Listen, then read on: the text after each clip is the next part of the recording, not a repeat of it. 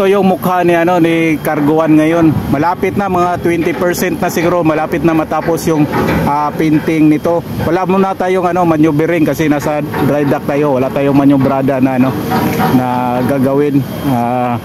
Muna tayo, dry dock. Anuhin muna yung barko, ayusin muna, trabahuin muna yung barko. Puntahan natin dito yung niya, yung sa sea cheese niya. Ito pala yung sea cheese ng barko, ito.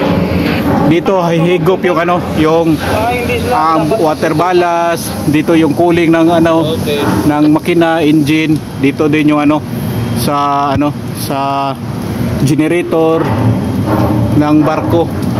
Dito siya yung sea cheese na 1 meter lang to. 1 meter, 1.2 meter lang yung ng sea cheese.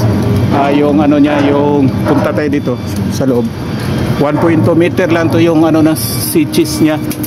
Pwede na siya maka-suction, pinaka-tank top niya yan, pinaka-tank top niya. Tapos dito level 1.2. Ito yung malaki na tubo yan sa balas.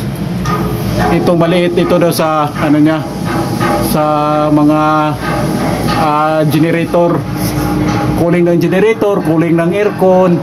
Tapos ito naman yung kabila, yung sa yung sa kapag may mga basura ba, tawag yun, i-blow niya sa hangin para matanggal yung basura dito. Ito yung sea cheese, ito yung importante. Kailangan walang makapasok dito na na mga basura. Kasi kapag makapasok ito basura, wala, masira yung hindi, walang cooling, mabara, hindi makaalis yung barko. Ito yun. Maraming maraming mga tubo. Mga ilan to? 1, 2, 3, 4, 5, 6 na tubo dito. Ito na na nila na painting na sandblast na, maganda na makinis na. Dati marami itong tahong dito sa loob. Puno ng tahong dito sa cheese.